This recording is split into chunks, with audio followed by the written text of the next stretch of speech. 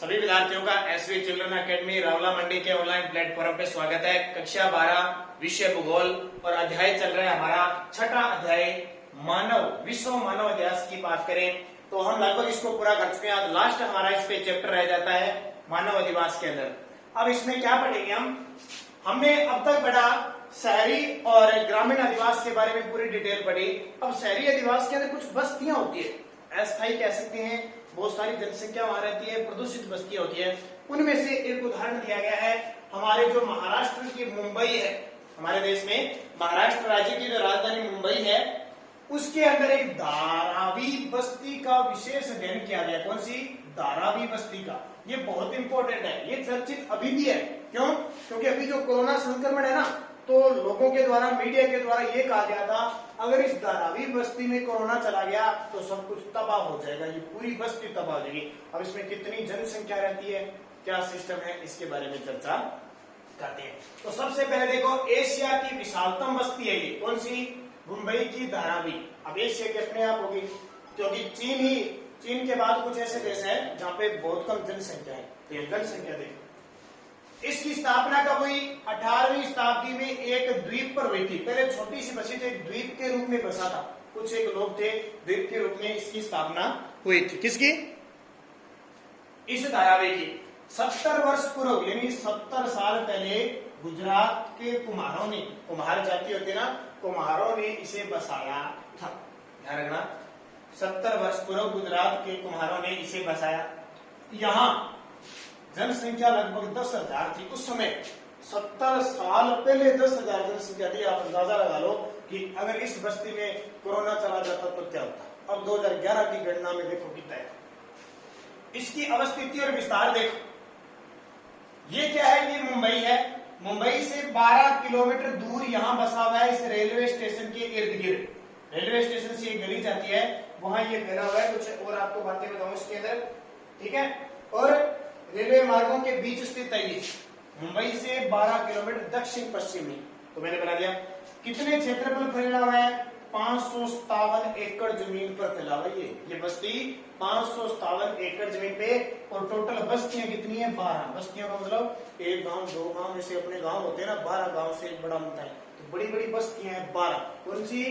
धारावी बस्ती में आती है। 2011 में जनसंख्या देखो 6 लाख। 2011 में 6 लाख। तो आज अंदाजा लगाओ कि 2021 में मेरे हिसाब से 10 लाख के आसपास जनसंख्या चली जाएगी। 6 लाख 2011 की जनगणना है। और 6 लाख में से ये 6 लाख जनसंख्या 1 लाख घरों में निवास करती है। घर कितने हैं वहां पे? 1 लाख। आप अंदाजा लगाओ कि ये कितनी बड़ी बस्ती है। और बस्ती कहते हैं नॉर्मल इसको। एक घर में 15 व्यक्ति एक ही कमरे में निवास करते हैं। देखो जगह कितनी कम हो सकती है। मुंबई में तो वैसे आपको पता है जनसंख्या ज्यादा है, और इस बस्ती में एक कमरे में, और हमारे यहाँ देखो एक कमरा एक व्यक्ति को मिलता है। घर में 5 सदस्य तो 5 कमरे बने हुए। क्यों? उद्देश्य 3 सदस्य और 5 कमरे बने हुए। और यहाँ देखो एक व्यक्ति यानी एक कमरे में 15 व्यक्ति निवास करते हैं। तो ऑटोमेटिक है, प्रदूषित होगा, पर्यावरण प्रदूषित होगा, इनका क्षेत्र प्रदूषित होगा, कचरा होगा और सब समस्या होगी। हमें कहने का मतलब है परिवहन। देखो परिवहन के साधन नहीं मानो, ऐसी यहाँ ऐसे लोग रह रहे हैं, बस इतनी गलियां ऐसी सड़कें हैं, ठीक है, ऐसी सड़कें हैं। मुश्किल से साइकिल निकल पाती है। कई बार आपने फिल्मों में देखा होगा, जब अभिनेता होता है यानी कह सकते हैं गुंडा होता है और एक्टर होता है, वो उसके पीछे भागता है। कई बार तो छोटी छोटी गलियों में से भागते हैं। तो वो इस तरह की बस्तियां होती है। कोई किसी को गिरा देता है, किसी की साइकिल गिराता है, कितनी कितनी जगह होती है, देखिए ना आपने। तो वो होती है ऐसे, मुश्किल से पगडंडी होती है, साइकिल ही मुश्किल चलती है। यानी ज्यादा से ज्यादा चलेगा तो कुछ एक सड़कें जहाँ पे 3 पहिया जो वाहन होता है ना वो चले, 4 पहिया तो जाएगा। ऐसी कंडीशन है, ठीक है। लेकिन वहां पे एक ही सड़क है, एकमात्र सड़क, जिसको 90 फुट सड़क कहा जाता है। मेन वहां पे जो चौड़ी सड़क है ना, उसको क्या कहता है? 90 फुट सड़क कहा जाता है। एकमात्र मुख्य तो है, ठीक है। जैसे ये मुख्य सड़क होगी, उसके बाद में यहाँ पगडंडियां ऐसी साइकिल वाली ऐसे। फिर भवन में आवास अस्थायी है, तब भी इन्हें उठाया जा सकता है, क्लियर नहीं। 2-3 मंजिला है, टूटे फूटे 2-3 मंजिला तो है। क्यों? क्योंकि इतनी 6 लाख जनसंख्या, 1 लाख घरों में रहती है, एक कमरे में 15 रहते हैं, तो 2-3 मंजिला होंगे। और उनके दरवाजे वगैरह, इनकी सीढ़ियां वगैरह जंग लगी रखी हुई है, यानी सरकार का बहुत कम ध्यान है। हालांकि अब धीरे धीरे काम होना शुरू हो गया है, वहां शौचालय बनने शुरू हो गए, मकान भी उनको देने शुरू हो गए हैं। आधारभूत सुविधाएं देखो, कोई व्यवस्था नहीं है, न कोई लाइट की व्यवस्था, न कोई शुद्ध जल की व्यवस्था, न कोई आवास की तो अस्थायी या वैसी व्यवस्था नहीं है, किसी प्रकार की व्यवस्था नहीं है। लगभग 1500 व्यक्तियों के लिए एक ही शौचालय, ये रिपोर्ट कहती है। लेकिन अब अब नहीं कह सकते कि 1500 व्यक्तियों के लिए शौचालय। अब तो प्रधानमंत्री ने शौचालय की मुहिम छेड़ दी है और बहुत सारे लगभग गांवों में बस्तियों में शौचालय बन चुके हैं। यहाँ 1500 के लिए एक है, तो हो सकता है 500 के लिए एक रह गया, लेकिन कुछ सुधार है हो चुका है। तो ये आधारभूत सुविधाएं हैं। उसके बाद देखो व्यवसाय व रोजगार।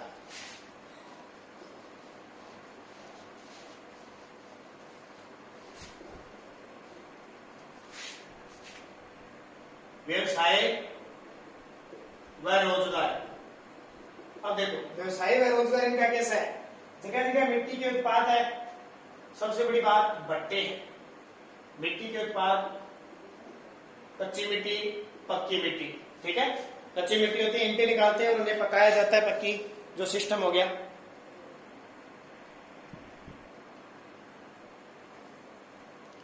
तो पक्की और कच्ची मिट्टियां हैं, व्यवसाय इनका खास करके भट्टे हैं।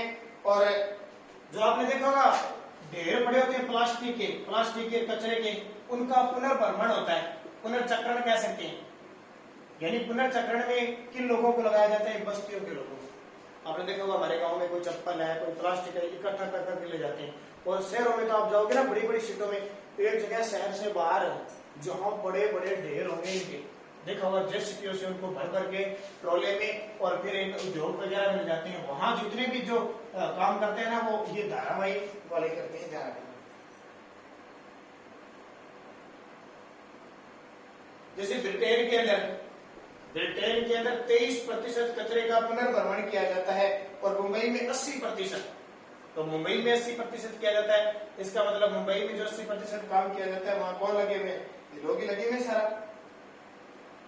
ठीक है, तो इस प्रकार ये जो लोग हैं पुनर्चक्रण में लगे हुए हैं। अब पुनर्चक्रण में मान लो इन बस्ती के पास उद्योग है, तो वहां खूब सारा धुआं निकलेगा, प्रदूषण होगा वातावरण, और इनके पास में बस्तियां होंगी तो इनको पता नहीं कितना नुकसान होगा। इसके अलावा कुछ लोग हैं, जैसे अब मुंबई है, तो मुंबई के तट पर है या मुंबई, तो यहाँ लोग क्या करते हैं, मछली पकड़ने का काम करते हैं। मछुआरे मछली पकड़ने का काम करते हैं, इस तरह अपना जीवन यापन करते हैं। कहने का मतलब यानी बहुत ही कष्टदायक इनका जीवन है होता है। व्यवसाय और रोजगार बस इतना ही मिल पाता है कि बस अपने परिवार का गुजारा हो सके। ठीक है, ये ध्यान रखना। मैंने बता दिया कचरे का पुनर्चक्रण जो किया जाता है। फिर एक है व्यापार, अलग से भी देख लो थोड़ा सा व्यापार। तो व्यापार के लिए बहुत सारी काम होती है।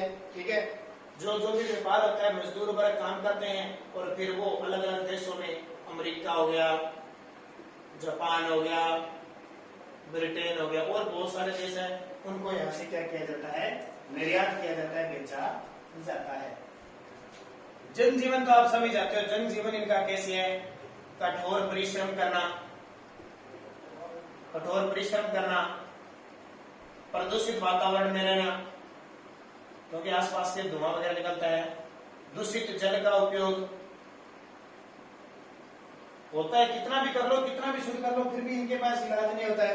बहुत सारे इनके रोग लग जाते हैं, जैसे टाइफाइड रोग होता है ना, इस जल से टाइफाइड रोग होता है। तब टाइफाइड रोग से सबसे ज्यादा ये प्रभावित होते हैं, हैजा हो गया, पीलिया हो गया, ये सब हो गया। ठीक है, तो हैजा, पीलिया, ये सारे इनके रोग होते रहते हैं। क्यों? क्योंकि गंदा जल पिएंगे, वातावरण ऐसे में रहेंगे, और ये क्या होता है, अस्थायी रूप से रहते हैं। एक ध्यान रखना, क्योंकि इनका उन बस्तियों पर मालिकाना हक नहीं है। कोई दूसरा मजदूर आ गया, तीसरा आ गया, हमारे में रखते हैं। मालिकाना मजदूर की वो बस्तियां हो गई। ठीक है, बस्तियां का मतलब जो आके बस गया और जितने दिन बस गया उसके लिए उतने दिन होता है। ये हो गया आपकी क्या कंडीशन, धारावाही बस्ती। अब देखो इन बस्तियों के लिए सरकार बहुत कुछ कर रही है, करेगी। तो इन बस्तियों के लिए सरकार क्या करेगी, देखो धारावी कच्ची बस्ती के लिए, धारावी कच्ची बस्ती की भावी योजनाएं, की भावी योजनाएं। ठीक है, अब भावी योजनाएं कैसे तैयार की जा रही है, तो जाहिर सी बात है सरकार हर क्षेत्र में काम कर रही है तो इनके लिए भी काम करेगी। तो एक प्रसिद्ध व्यवसायी है, ठीक है, श्री मुकेश मेहता, श्री मुकेश मेहता। अब देखो उन्होंने $2 बिलियन की लागत से, $2 बिलियन, करोड़ से अरब से बाद में जो बिलियन आता है ना, बिलियन डॉलर, $1 में लगभग 70 रुपए के आसपास होते हैं। कितने? 70 रुपए। तो $2 बिलियन की लागत से इस धारावी बस्ती का पुनर्निर्माण, धारावी बस्ती का पुनर्निर्माण करने की योजना बनाती है, जिससे नए सिरे से नए निवासी यहाँ पर रह सके। तो ये इंपॉर्टेंट है।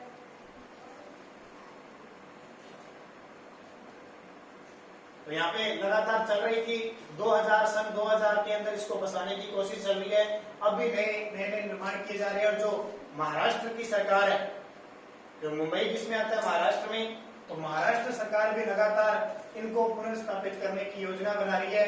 यहाँ अच्छा चिकित्सा सुविधा मिले, अच्छी पेयजल मिले, अच्छा प्रकाश मिले, शुद्ध वायु मिले, शौचालय मिले, लोग गरीब न रहे, भूखमरी न हो, बेरोजगारी न हो, इन सब के लिए लगातार सरकार क्या कर रही है?